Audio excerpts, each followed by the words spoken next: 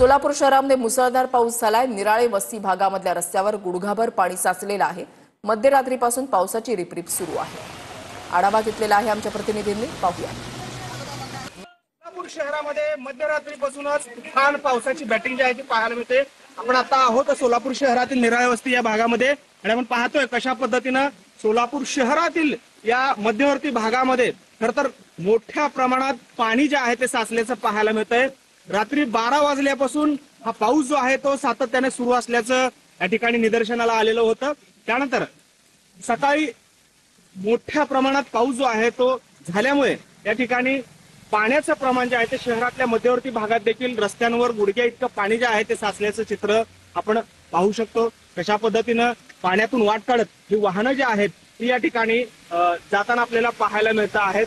खरं तर तुफान पावसाची बॅटिंग जी आहे ती सोलापूर शहरामध्ये मध्यरात्रीपासून सुरू आहे। तर आज हे पाणी जे आहे ते रस्त्यांवर गुडघ्या इतकं पाणी या ठिकाणी पहिल्यांदाच साचल्याचं चित्र आहे।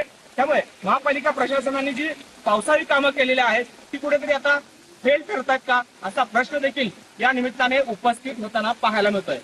कॅमेरामॅन विजय आवटेसह सागर सुरवसे, टीव्ही 9 मराठी, सोलापूर।